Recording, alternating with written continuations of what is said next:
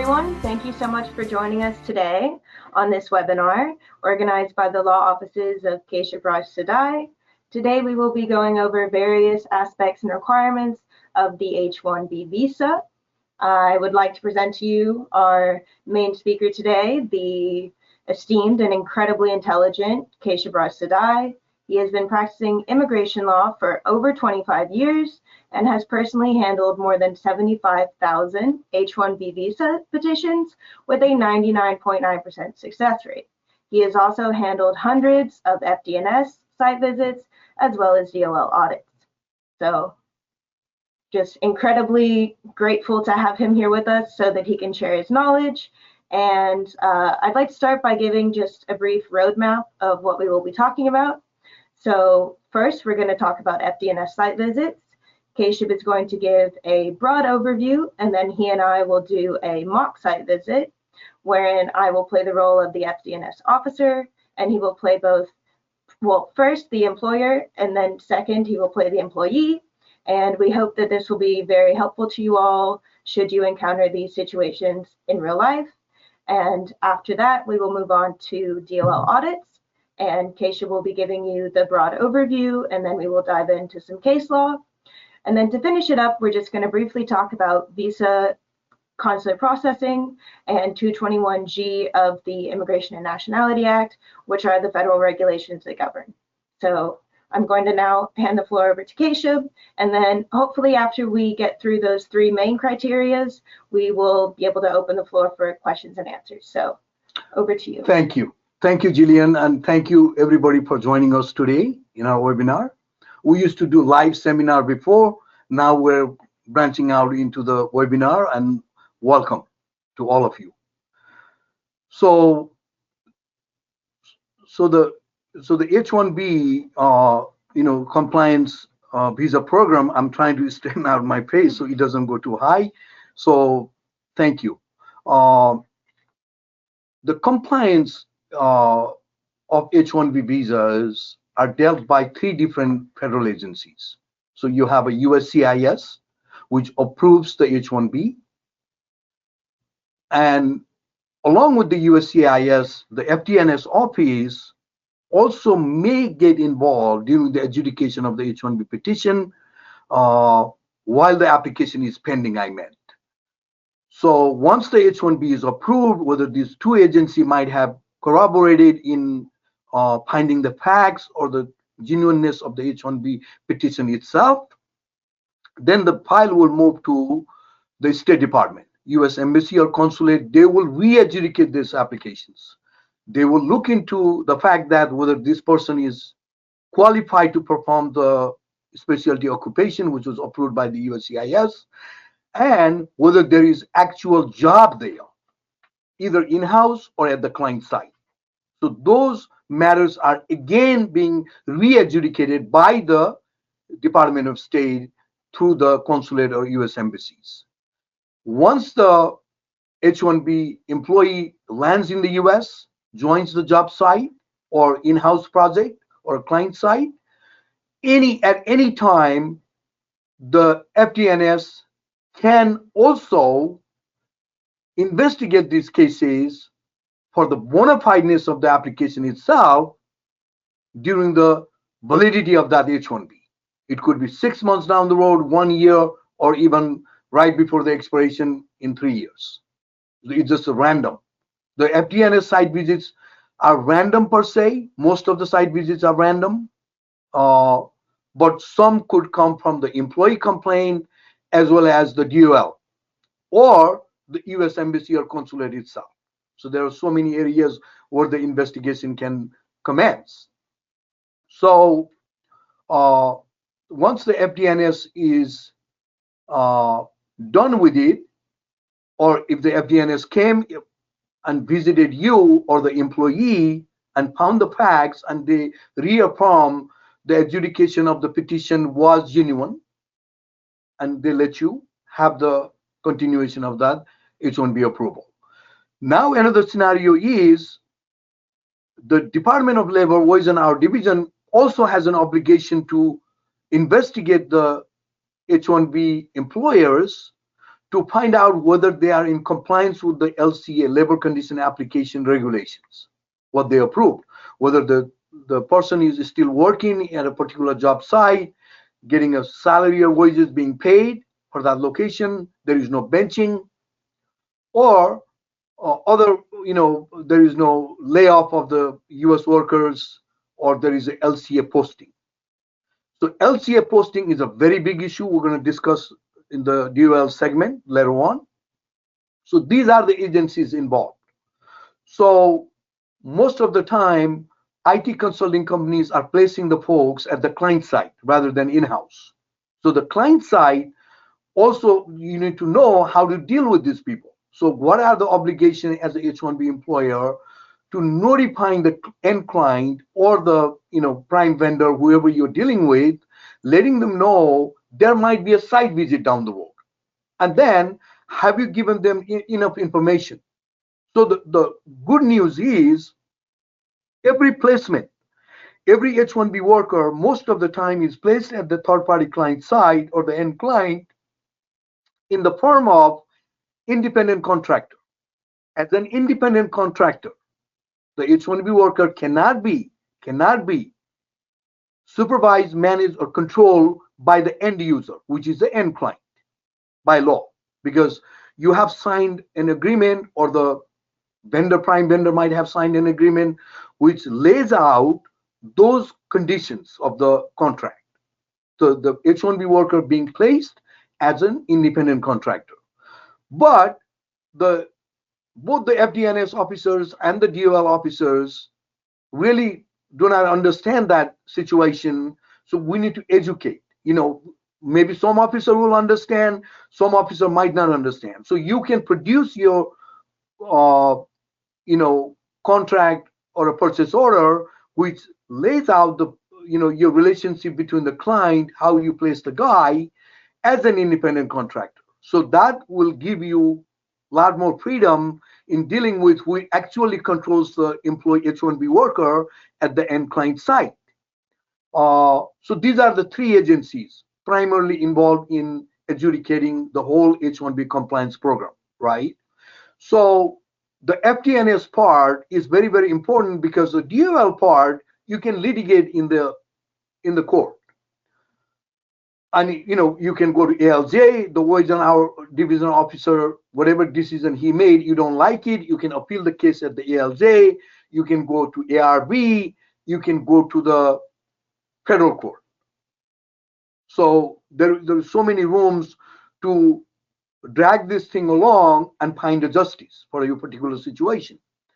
But on FDNS site visit, if the officer determines, what, this case might not be a good case, or there was no availability of the specialty occupation, or the employee was not qualified, or other terms and conditions of the I-129 petitions were not in compliance, then he can issue the letter intent to revoke, and you respond. If he doesn't like it, he will cancel the H-1B. Of course, you can fight it over, but it's a long shot now to fight it over and win that case. So you want to make sure the FDNS site visit goes successfully, and you have given enough information to the officer so he can prepare a binder or file and give it to a relevant agency. The FDNS site visit, the complaint might have originated from either consulate or the USCIS. So DOL. So they need to give these binders or the final conclusion of the investigation to these different agencies. Keep that in mind, and then I think before we talk about other aspects of the FDNS, we can go point by point. Jillian and I will play a role. This is a mock interview. This is not a real interview. So, but we're going to kind of interject all the situations which may arise during the actual FDNS site visit, so you have enough background to deal with this actual situation if and when arises down the road. Okay, Jillian, would you like to start the mock interview?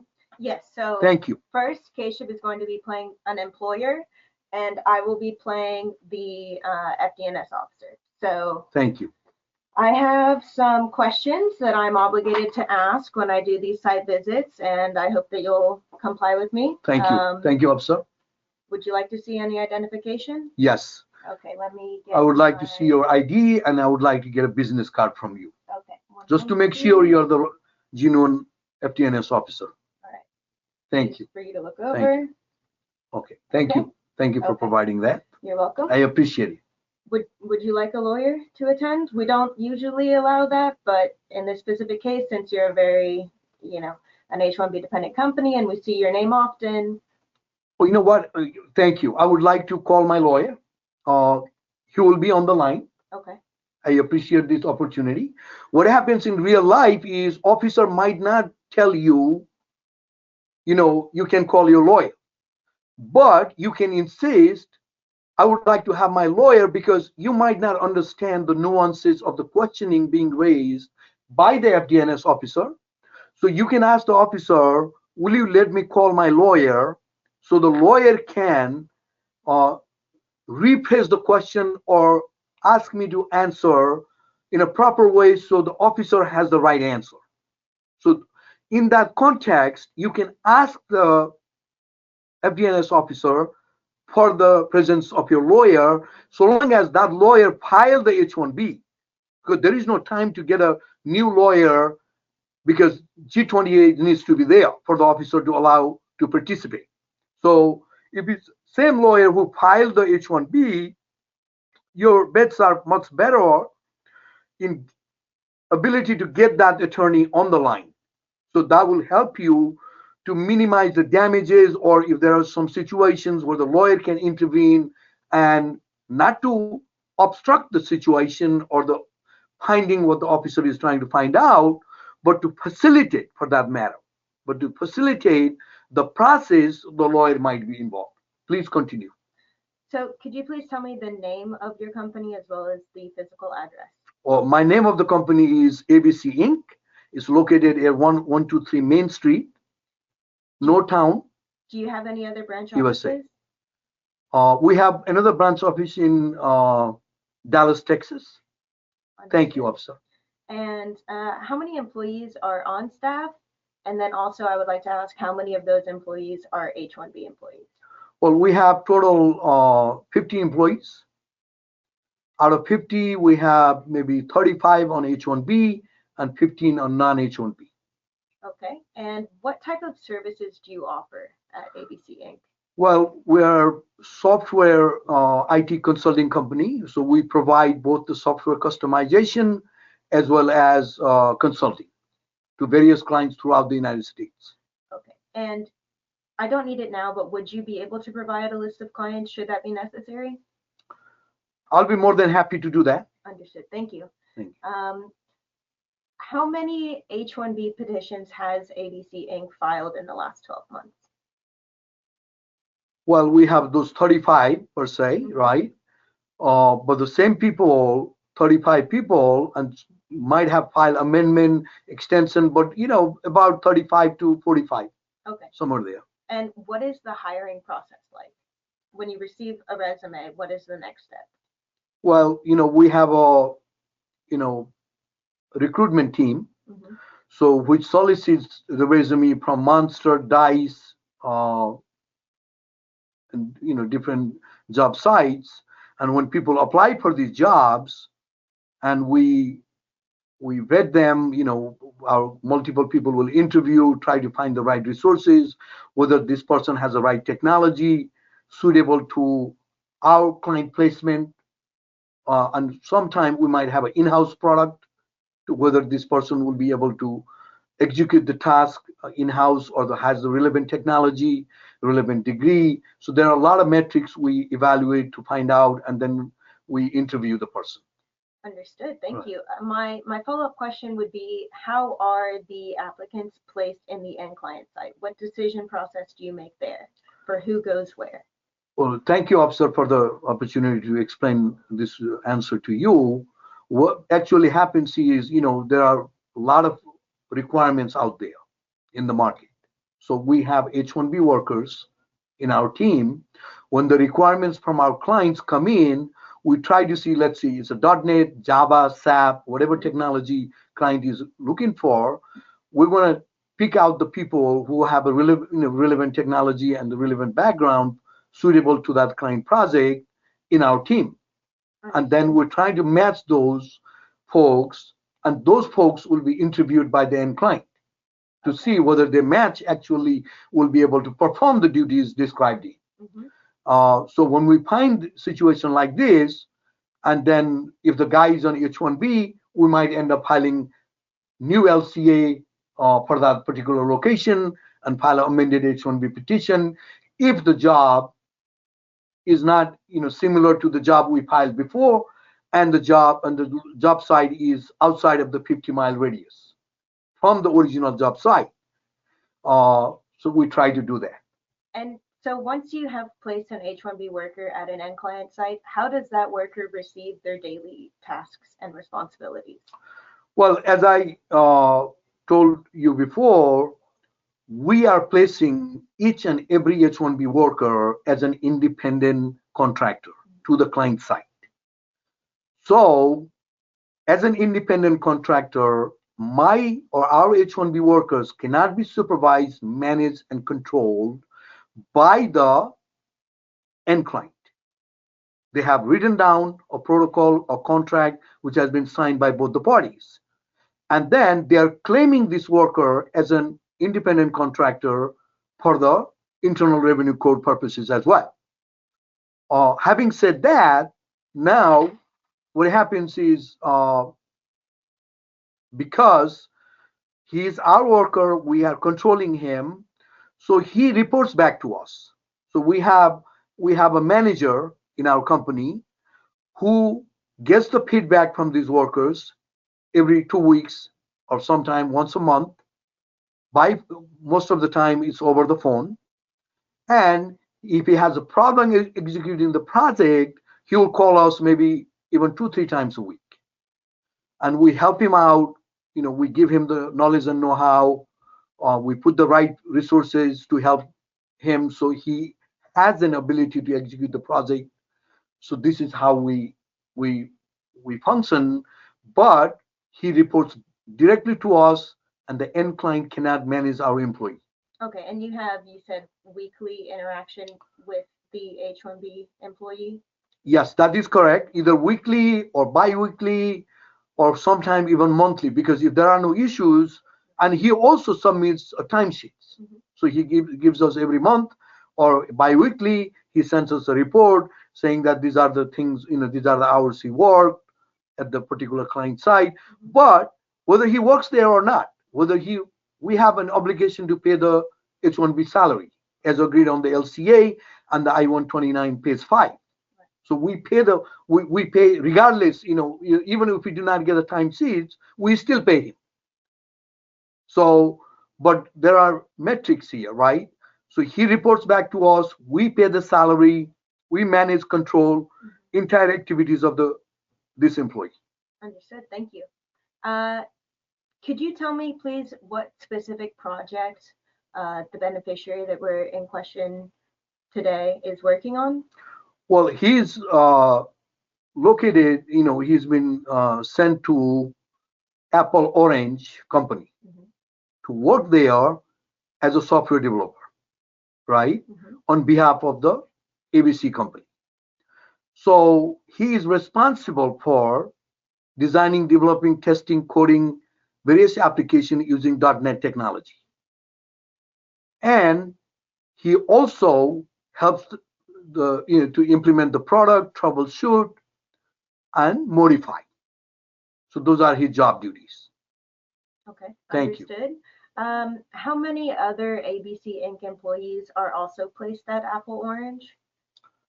I think we have 2 more other employees. Okay, working on the same Apple Orange project. Yeah. Got it. Thank you so much. And would you have an MSA between Apple Orange and ABC? We got an MSA, we got a contract, we have purchase order, we got everything. Brilliant. You're very prepared. That makes my job a lot easier. Thank you. And I guess just a few last questions. Can Please. I have the name and contact info of the correspondent at Apple Orange? Sure, I can get you that. There was a change in personnel. The people we used to be in contact with, I think, is been moved to another department. So give me a day or two. I will talk to my employee and get you the correct person, so there is no miscommunication at the end client side. I will be more than happy to provide you that information. Okay, thank you so much. And does Apple Orange have the right to fire ABC Inc. employees? As I stated earlier, right, we placed this employee as an independent contractor.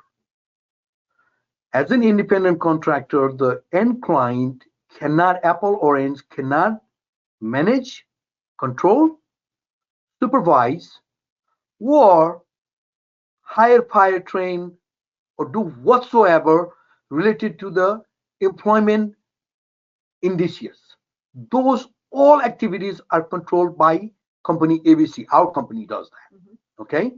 So because of that, you need to, the FDNS, I'm so glad you understand the between employer, employee, and the independent contractor and the company related relationship. And it helps us to solidify our argument saying that we have the actual control over this employee, not the end client. Thank you, officer. And then just one last question to finish. What are the educational requirements for the position that this specific H-1B beneficiary holds? Well, H-1B beneficiary holds a relevant, he's a software developer. He has a computer science degree in bachelor's degree in computer science, I think. And he has, maybe 1+ years of or 2+ years of experience in the relevant IT industry. However, you need to note one thing is, as an employer, so this answer, what I'm giving you right now, is relevant to the DOL investigation as well.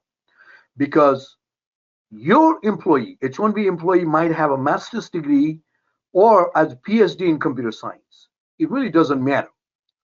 So you want to say, yeah, employee has this background. He has a master's degree or PhD in computer science. But our requirement, company ABC's requirement, is bachelor's degree and up to 1 year experience. If that's the case, I don't want you to make up anything. This is a mock interview. You want to tell the truth, nothing but the truth. Okay? So in a situation like that, you could say is, look, because you might have chosen, or you might be paying level 1 wage or level 2 wage. If you say your job requirement is bachelor's plus or master's plus 2 years or bachelor's plus 5 years, then you need to pay level 4 wage. So the FDNS officer most of the time do not get into that mess of the DOL issues. However, the DOL officer always gets into that. Okay, what was written on the H-1B petition? Your minimum requirement should be, if you're paying a level 1 wage, and if it's actual level 1 job at the end client, you need to be truthful to match those variables, right? Then you should mention that. So this will exempt you from paying level 4 wage. I have had DOL investigation where the officer has said, okay, I talked to the end client, their requirement is bachelor's degree and 5 years experience. So you're paying a level 1 wage, you can't do that. You need to pay a level 4. But we made an argument, there is a law on 20 CFR, right? So the regulation says, regardless of what the guy is doing at the end client site, it really doesn't matter. You have to go by the certified LCA. So there are case laws there at the ALJ. I think also on the ARB level. So the judges are saying, even though DOL officer is saying you might have to pay higher salary, but the case laws and the laws are for the level 1 wage. You might have placed a guy in a level 2 or 3 wage. That is a violation for the USCIS to look at, because you have an illegal employee working there. It's not matching the background. So the FDNS officer or the USCIS can look into, adjudicate that matter and recommend for revocation. That's a different story. But the DOL officer cannot, by any means, charge you level 2, 3, or 4 salary, because whatever LCA was certified under that H1B, that is the wage you need to pay. That's the case law. Do you recall, Jillian, we read the case yesterday in one of the case law? There was a guy was asking level 2 salary. Yes. That was one company. Let me see which one is it. This is it, Ankit Jain, right? Metro Mile. Yeah, this is the case. This is the case. In this case, he's asking. He said, "Look, I'm doing a level 2 job. I need to get paid level 2 salary." And the judge said, "No, you cannot get paid level 2 salary because there was no LCA certified for level 2. The LCA was certified for level 1. You can only get level 1 wage. So whatever LCA was certified, the DOL has to honor that LCA, and you don't have to pay more money." The multiple case laws are there. Not only this case law, I mean, there are case laws before, even when I adjudicated these cases back in 2010. So it's not a new case law. This is a new case law, but even back then, I had these cases. Case laws were there. So I think we have a pretty good mock FDNS site visit. Should we move on to the employee side, or? Yeah, please, Okay. please. So now, keeping in the same roles, I am the FDNS officer, and Keshab is now the employee that has been placed at the end client site. So thank you for allowing me to ask you some questions today, sir. Thank you, Miss. Before you proceed, will you allow me to put my employer on the line? Because I'm a little nervous to be in front of the FDNS officer. I respect you, but respectfully, if you could allow me to put my employer on the line, so this way I feel much more comfortable. Okay, that's understandable. Sometimes we don't allow it, but if it's for your own comfort and so that we can extract the most I'm a little nervous. Statements, understandable, sir. Yes, absolutely. You can contact your employer. Thank you. Da da da da da. Hello, Venkat. We're on the line. Okay. So could you please tell me your job title and your daily tasks that you perform here? Well, I'm a software developer, and I'm responsible for designing, developing, testing, coding applications. I use a .NET technology. Okay, and what is your educational background, or I guess the educational requirements for the position you hold? Well, this is a software developer job, so obviously you need a computer-related degree, to perform the job duties. Mm-hmm. I have a bachelor of science in computer science, and I have about 2 years experience. Okay, very nice. Who is your current supervisor? Well, it depends. My actual supervisor on my H1B company, which is an ABC company. ABC company is a John. John, okay. And who is your supervisor at the end client Inc.? Well, at the end client Inc. is a David. David, okay. So what are and by whom are your daily tasks given to you? Well, I'm working as an independent contractor on behalf of my H1B employer, ABC Inc. They have signed a contract with this client, and they sent me to work as an independent contractor. So most of the work is given by the end client, obviously, mm-hmm. right? But I am responsible for reporting back to my employer, ABC Inc. Task is given by the end client, but I'm reporting to my employer back in New Jersey. Okay, and if necessary, would you be able to provide me the number of your supervisor here at End Client Inc.? Yes, I can do that. Okay, thank you. So I guess, what is the current project that you're working on, and do you know if there are any other H-1B workers from ABC Inc. that are also here working on the project with you? I mean, we're in a .NET project, and I think To the best of my knowledge, we have two more software developers working at this Apple Orange site. Understood. Thank you very much. And how often do you report back to ABC Inc.? It depends on the project and the complexity of the project. Sometimes I have to call like twice a day, and sometimes I don't call them for, maybe I will call once a week or twice a week, and sometimes I just call once a month.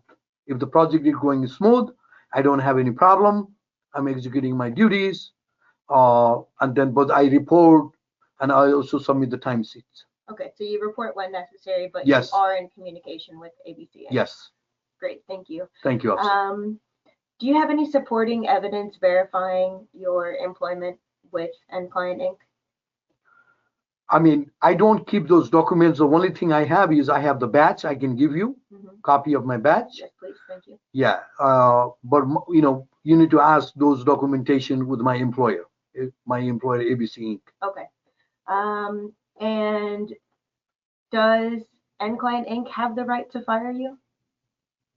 End client, as I stated earlier, I'm working as an independent contractor. Independent contractor cannot be managed, supervised, controlled, or hired or fired by the actual user who is the end client in this context. Good. Thank you, officer. You're welcome. It looks like y'all are following protocol pretty well. Some of these questions obviously were leading questions, hoping that you would respond in a specific way, but you handled everything perfectly. And Thank you. Those were all the questions that I had for you today. So we're going to go ahead and wrap up this excellent FDNS site visit. So far so good, right? So the FDNS site visit, right? The problem arises. Let's talk about now actual problem.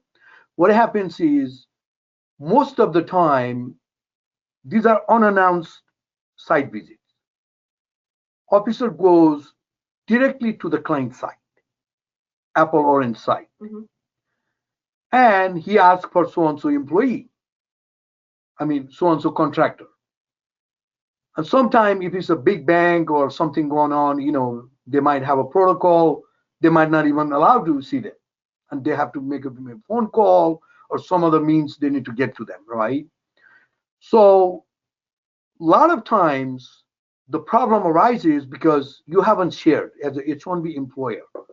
You have sent this H-1B worker as an independent contractor to the client side, but you haven't shared the appropriate documentation with them. Maybe the employee doesn't have his H-1B or her H-1B petition letter, doesn't have a LCA.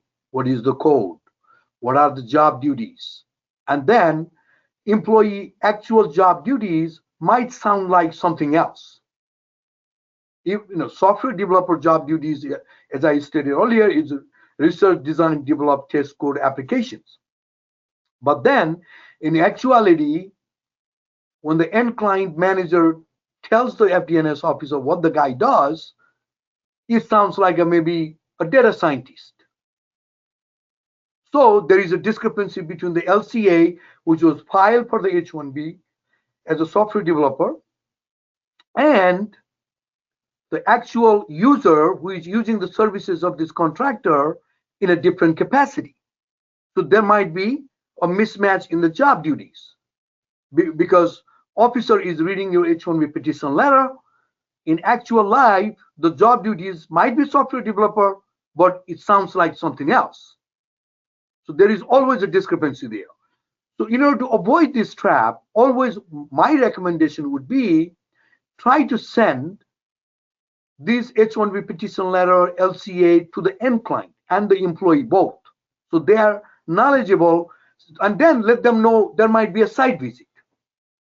So everybody is aware of all of these facts, so nobody will make a mistake and case results down the road as intent to revoke. If there is any discrepancy between the variables, see, if you look at the I-129, page 6, which you have put a signature there, you are authorizing the USCIS officer, FDNS officer to come and check or go to the client side and check. You have already authorized, unannounced. So there is not much wiggle room for you to move around. So you want to make sure everybody is educated in this transaction. So nobody makes a mistake, whether it's an end client, whether it's your employee, and then you have a point person, contact person at the company. Let's see, FDNS officer Jillian comes in at the reception. So you can say, good morning, good afternoon, officer, please be seated. I'm going to call. You need to know who you're going to call. The receptionist need to know who is person in charge, who is a point contact person to call for these purposes. And then that person, before you come out, maybe call the attorney. And then you come with the attorney line on it, and then come to the reception and say, officer, I would feel much more comfortable if you allow me to call my attorney. And then most of the time they will say, okay. So you just want to create, you don't want to obstruct the investigation. At the same time, you don't want to give wrong information or misleading information or half knowledge information. If the end client doesn't know, he's completely talking some baloney. He says, okay, I supervise this guy. He's against the law. He signed the contract as to treat your employee as an independent contractor. But he's saying, I supervise the guy. He cannot supervise the guy, for heaven's sake. So you want to have these people educated. All the stakeholders must be able to participate in this genuine transaction, providing the bona fide information to the FDNS officer so everybody is happy at the end of the day. Jillian? Yes, sir. Should we move on to the DOL audit discussion? Yeah, please. Okay. Please. So there are several main issues that tend to arise with DOL audits, and we've highlighted 6. And we're just going to briefly discuss a little bit of case law, and then Keshab is going to give the broad overview. So the first issue that arises is the requirement that the LCA be posted, or at least notice of posting. And there was a 2021 case out of Louisiana that addressed this. The case was called Ashutosh Sharma versus Infosys Limited. And so the complaint alleged that the respondent, Infosys, had neglected to post the LCA. And the Wage and Hour Division found that that was true. And there had, in fact, been no posting of the LCA. And so then whenever the case arrived at the ALJ, the judge actually decided that it was to be forgiven. So what we learned from that case is that it's kind of just the luck of the draw. Whereas, so in this case, right, they had found that there was a violation, and the Wage and Hour Division had confirmed that there was a violation, but then the ALJ decided to disregard that. In some cases, you will see that the company can be fined or disbarred, or in other cases, such as this one, you will see that it can be forgiven. So I hope for the best. Yeah. So Jillian, that's a very good case law, right? So everybody will understand the LCA compliance regulations are complex. Labor condition application. The biggest problem we have is the posting of the LCA or the notice of filing posting at the end client site. So when you're filing an LCA, you have an obligation either on the same day, on the filing date of the LCA, you have to post that LCA to the client site.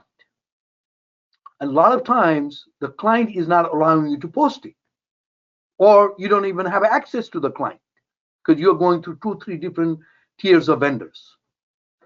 So in a situation like this, how to deal with this, right? The posting issue is a very, very complex. So you want to mitigate those damages. Even though you're not able to post the actual notice of filing or LCA at the end client side, you want to mitigate the damages through you give an email to your vendor or the end client, provide the LCA or a notice of filing, and say, dear sir, madam, could you please post this LCA for 10 days in 2 conspicuous locations, visible locations, and then after you complete this task, please let me know. So send an email, wherever you have access. Print those email and put it in the public access file. You all of you know what is public access file, right? You're putting the essence of the LCA in a public access file. You have a certified LCA, signed LCA. You have a prevailing wage, which source you used, you have a benefit summary, actual wage memorandum, and then you have a posting confirmation. So all of these variables, you want to put it in LCA. And if you are a dependent employer and you're using non-exempt, exempt you don't need, but non-exempt, then you need to show you're recruiting US worker, and then you continue to look for advertising, all these things going on. You need to put those in a public access file. So you need to see how best you can. And then other option I always recommend to our clients is you can also give that LCA to post if the guy is already working at the end client site. So he can just post it in the company, take a picture and send it to you. So you can also add in there. It's not a perfect answer. Neither the email nor the guy what he did. But if the judge is nice, let's see, if the wage and hour failure of posting, right? If you fail to post this notice at the end client site, the penalty is debarment. Of course, there will be a civil money penalty, but it is associated with the debarment for 1 to 2 years.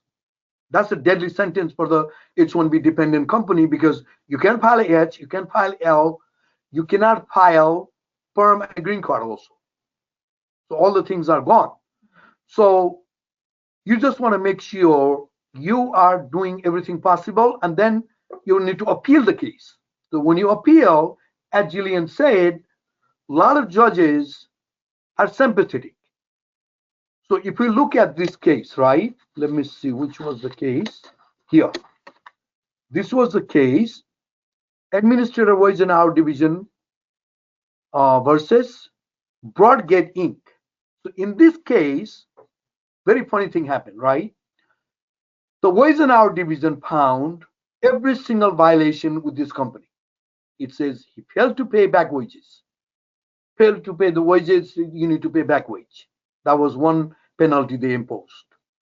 Failed to provide notice of the filing of the LCA. So they didn't post the LCA at the end client. There was a failure. And then for that failure, they got a 2-year debarment for not posting the LCA in this Broadgate Inc. case, right? And then they also did not keep the public access file. They failed to maintain the public access file, you see. Now, every single violation which can happen on the LCA compliance had happened in this case. Wage and Hour imposed back wages, civil money penalty, debarment. Every single thing they hit it. The case was appealed with the court. I think this was a court in Cincinnati, Ohio, right? So this ALJ, administrative law judge, was kind enough to vacate the 2-year debarment to 0. And he kept like this civil money penalty and the back wages. He said, okay, you can move on. So there is a worthwhile to pursue. There is a precedent in our situation, worthwhile to pursue the case through the appeal process, so you have a likelihood of success in removing that debarment. Not all the time it's going to happen. So, but at least you can try to mitigate the damages in this context. Okay. So the second issue that tends to come up in DOL audits is whether the H-1B employees are being paid according to the certified LCA. A case that discusses this is Schumann Chong versus JACIS. And so the complainant was employed by JACIS from October 1st, 2015 to October 15, 2018. And within that time period, he had been docked 35 days of pay. And whenever this case was presented in front of the ALJ, the employee as well as the employer's representative both agreed that the pay had actually been docked. He had not been paid for 35 days as required by the LCA. So what the ALJ did in this case was just figure out, according to the LCA, how much he should have been paid, and then required the company to give him that money. So the company ended up just being required to pay $26,625 due to the 35 days that they had failed to pay him during his 3 years of employment. So you do have to pay the employee strictly and specifically according to the LCA, and then if it is found that you are underpaying the employee, then you will be required to pay them. That's a very good case law. Thank you, Jillian. So this is a elephant in the room. It's a big elephant in the room. Everybody has wage issue with the employee, whether you paid proper wages, particularly the IT consulting companies. What they do is, a lot of people might be on 80-20 rule. While they are in project, they're getting higher salary. While they're off the project, they're getting lower salary. So the biggest problem with that is, on LCA, you have agreed to pay actual wage, not only the prevailing wage, but actual wage. So the actual wage always, either it has to be equal to the prevailing wage or higher than the prevailing wage. So let's assume John got into H-1B, his salary was $5,000, right? 12 times 5, $60,000. Everything good. You're paying $5,000, everything good. Now you decided, you know what? I'm going to pay John $7,000. Now the salary became, instead of 60, it became 7 times $84,000 annual. 6 months later, you jacked his salary up. Now, even though on LCA you have a $60,000, you cannot come back now. You have to remain with that $7,000 salary. No more 5,000.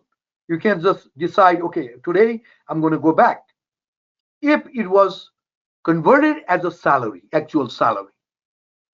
And we have had cases where I have seen some clients, what they have done is, if they are giving a raise to the H-1B worker, so they are giving them in the form of incentive bonus. So always part of H-1B salary on the pay stub remains the same amount. So if you're paying high or low, you put incentive bonus. It could be, higher, whatever amount you're paying, it could fluctuate. And even if you did not pay, it's not an actual wage. So it doesn't become an actual wage. You see, you need to be mindful of that. Your accounting might be making a mistake unintentionally. So I want you to do the right thing. If you are really raising the salary, you continue to be actual wage, pay 7,000. I don't have a problem. But you can't bounce around between 7 and 5. And if there is a DOL audit, they're going to ask you to honor 7,000 moving forward after 6 months when you raise that salary. That's what is known as actual wage. You see? Thank you. You're welcome, sir. The third point that tends to come up is the fact that H-1B dependent employers have additional attestations that they need to abide by. Right. And so we're going to look at a case. This is Ashutosh Sharma versus Infosys Limited, which is also the first case that we talked about. But so here we had a U.S. worker who was employed by Neiman Marcus in Texas in the IT services department. Neiman Marcus had asked him to resign, and he did, but when he resigned, he was replaced by an H-1B worker. So when this case arrived at the ALJ, they looked to the salaries of both of these workers to figure out if the H-1B replacement worker qualified as exempt or non-exempt. So the threshold salary requirement is to make over $60,000 to be considered exempt. In this case, the U.S. worker was making a roughly $150,000. And then the H-1B replacement worker was making $124,000. And the prevailing wage was listed at $116,000. So ultimately, this position just hinged on, was the H-1B replacement worker making over the threshold salary to qualify as exempt? And the answer in this was yes. $124,000 is more than $60,000. Therefore, the judge found that the Infosys had not violated any policies or any portion of the attestation because the replacement worker was exempt anyway. So the non-exempt portion did not apply in this case, and so they ended up finding for the H-1B worker and dismissed this claim. Thank you, Jillian. So the dependent H-1B employer, right? So most of the people, right? Most of the consulting companies are H-1B dependent, by most of them. Not all of them, but most of them, right?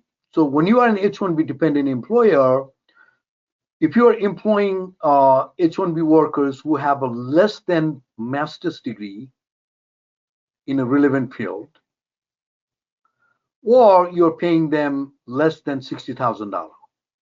So these workers require, hiring of these workers require you to continue to recruit US workers and replace these H-1B workers.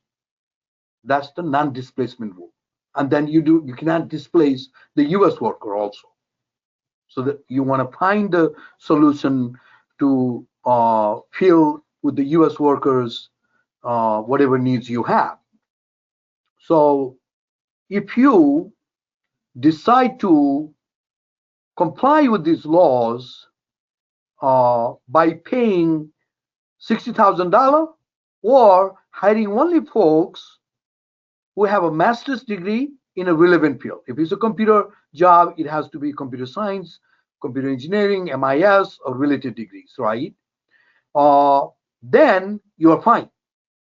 This non-displacement, all of these rules do not apply to your LCA because you're using, as Jillian said, for the exempt workers.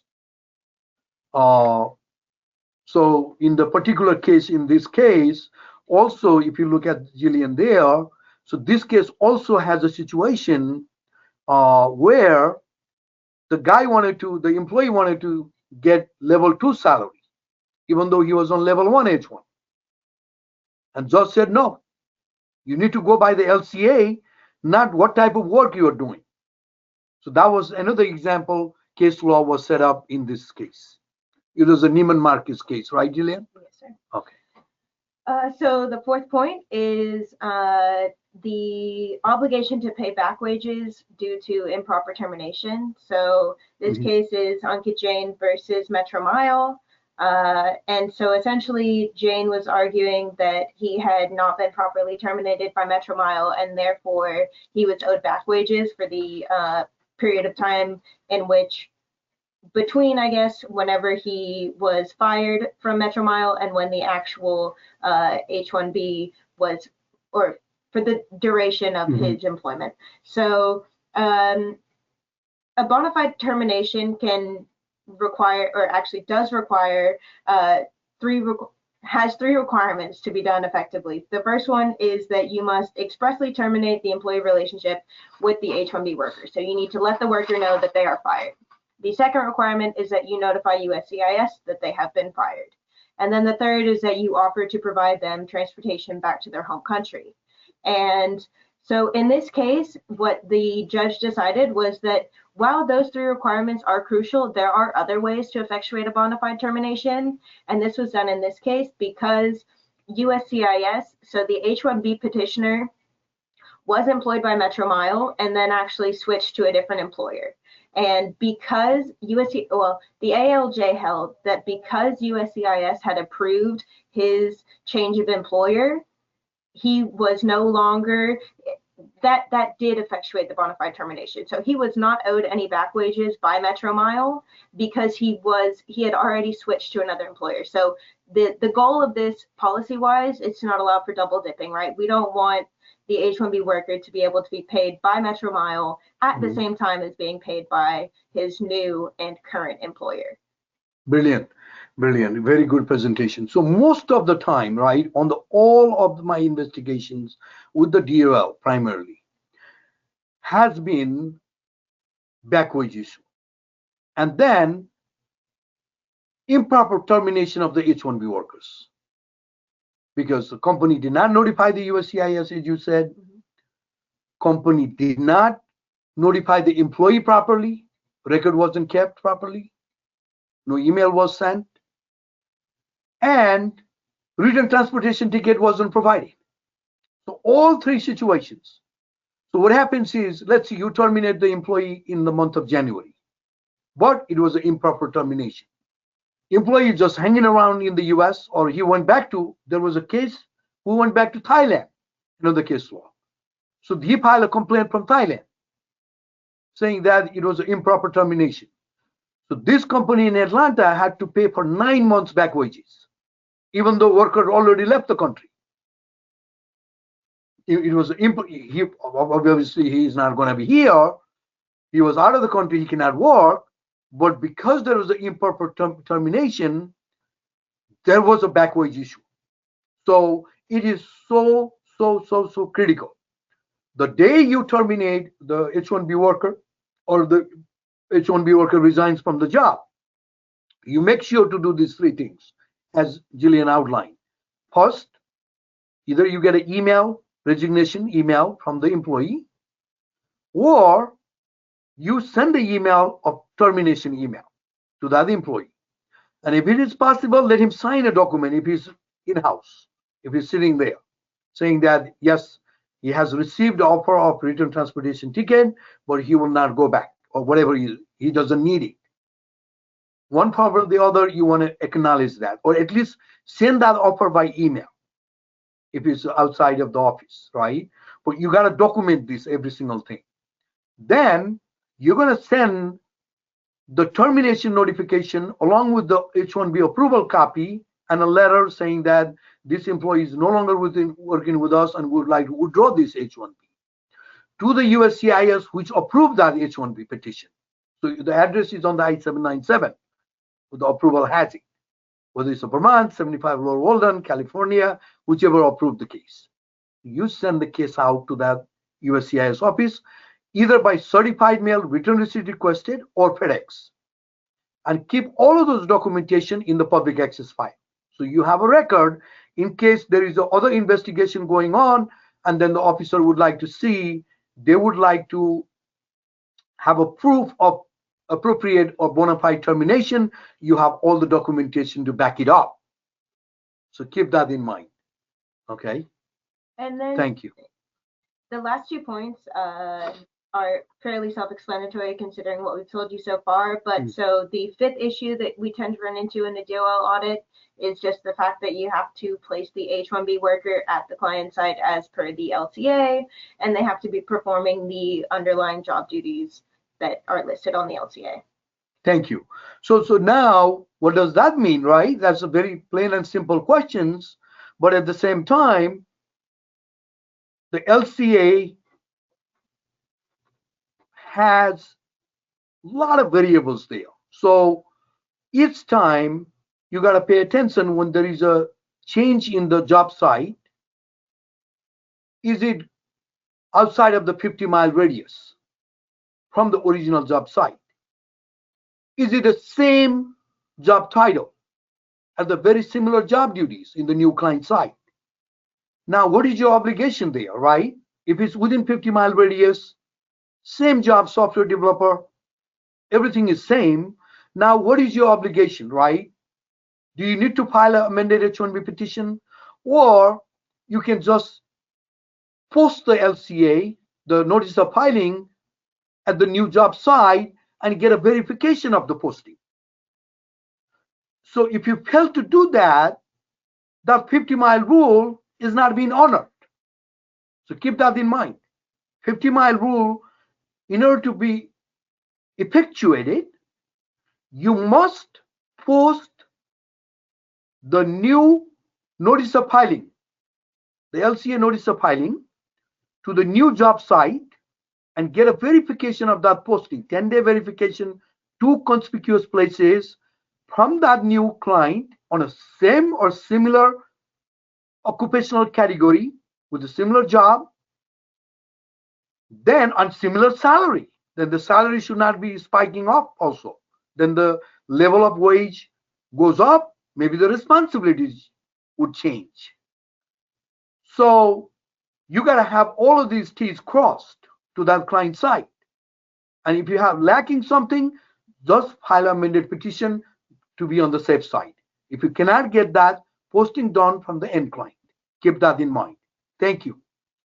And then the last point Keshav just hit on in some aspects, but it is not filing an amended LCA or an amended H-1B petition when there has been a material change, such as a job title change, or when there is a new job site that is 50 or more than 50 miles from the original job site.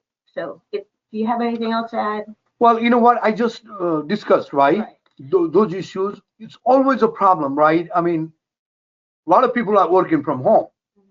So you have a situation, you file the LCA with the Apple Orange client side in Milwaukee, Wisconsin. The LCA is filed from that location, as well as the gentleman was living, because Texas is warmer, he was living in Dallas, Texas, the H-1B employee. So you have both the locations are incorporated there.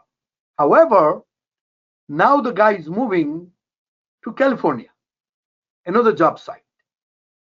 So do you have an obligation to file a new LCA because the end client is in California? He's not in 50-mile radius of the Milwaukee, Wisconsin. Far away, 500 miles, whatever, 1,000, 2,000 miles. So now in that situation, can you rely on, because he's still going to work from home for that particular client in California from Dallas, Texas. That location was incorporated in the LCA. So my take in that is, no, you can't rely on that, because the government is looking where the job is. The job is in California.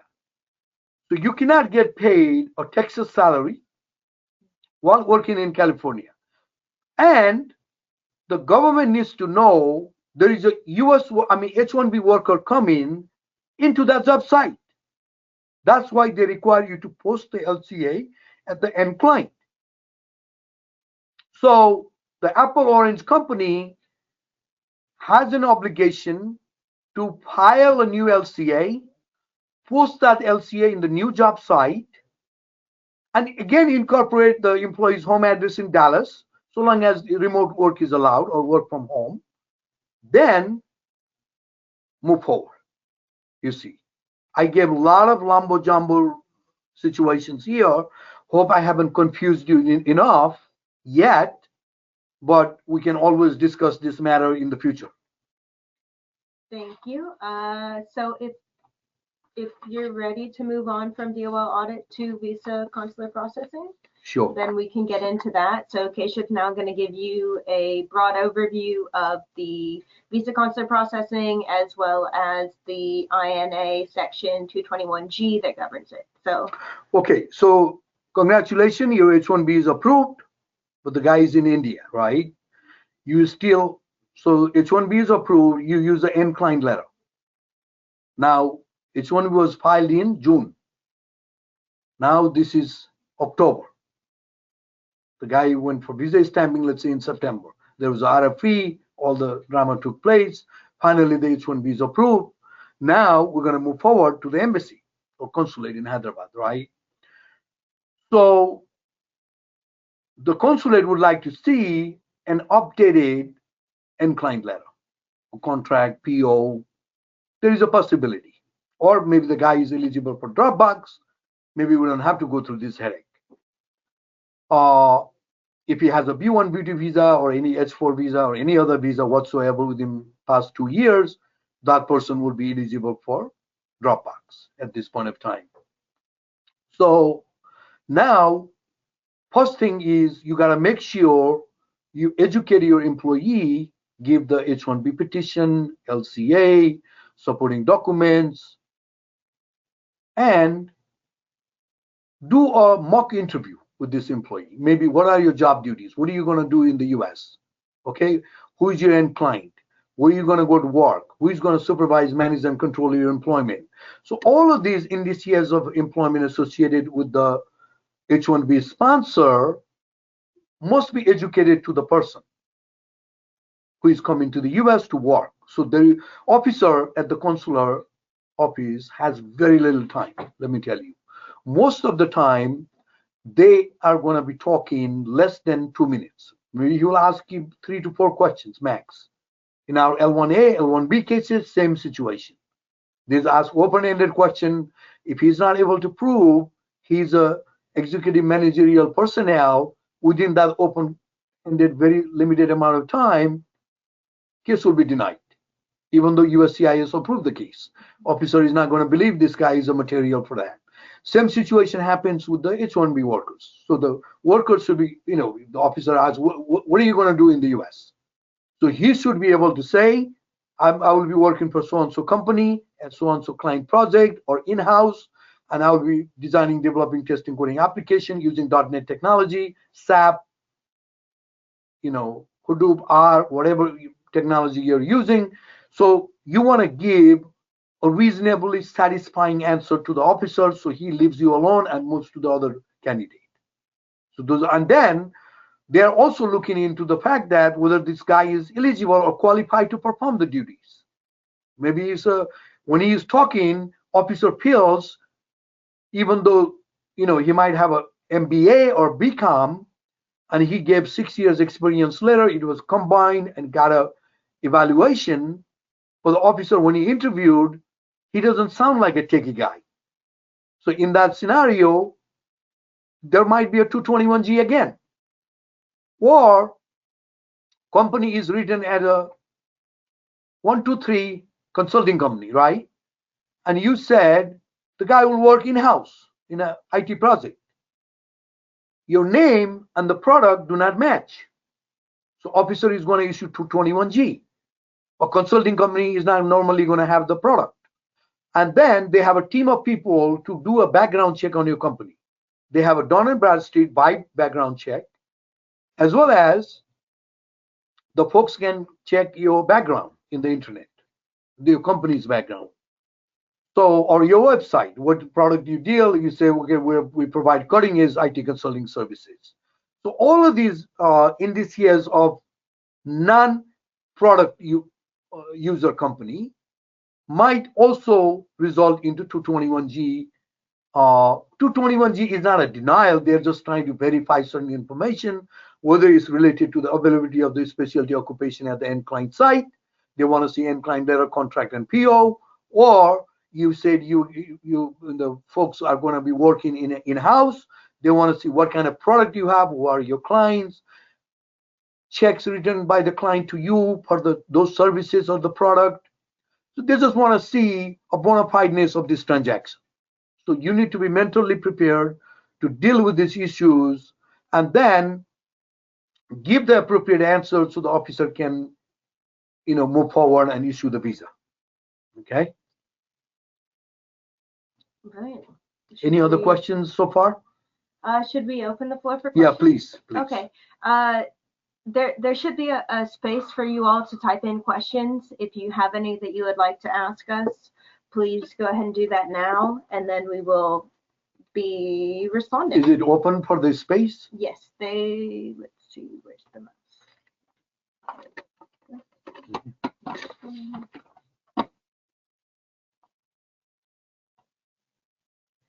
Okay, yeah, here we go. Okay. No more questions, right? Yeah. They're happy with this it. Is fine. Right. No. Oh. Okay, so one of okay. You want to read it? Can you read it? Sure. Read it for me. So this is a question we received. One of our employees got sick and was out of work for a few months.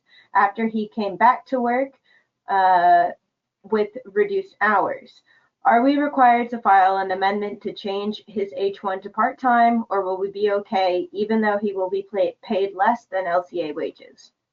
Well, because the LCA is the primary document in transacting this H-1B visa, you might not have to pay back wages or the wages for his hospital stay, depending on what kind of documentation, what kind of paperwork you can create and put it in the file. So there is no back wage issue down the road, because this is an excusable or exempt situation where DOL officer can say, okay, if the guy was sick, he was in the hospital, he couldn't come to work, employer should not be required to pay the salary. So that's reasonable argument to make, and then you can document those parts. But you cannot just reduce the salary because he came back in. You didn't have to pay, that's a different story. But when he comes back in, you must file a new LCA and file an amended petition to reflect the change in hours and make it part-time H-1B. That's the right way to go. Okay. Let's see if we have anything else. Maybe we'll just give 2-3 more minutes if anyone's typing a question. It's okay. It's okay. I mean, you know what? I mean, most of the questions we answered, and then they can email us. If you have any other questions, you can email us, and we're going to come back to you. And thank you very much for being with us today. Thank you very much. What email would you like them to email their questions to? Yeah, you can email. I mean, these are going to be legal questions. Keshab, Keshab, Keshab@greencardmaker.com. And Jillian has an email, GILLIAN @greencardmaker.com.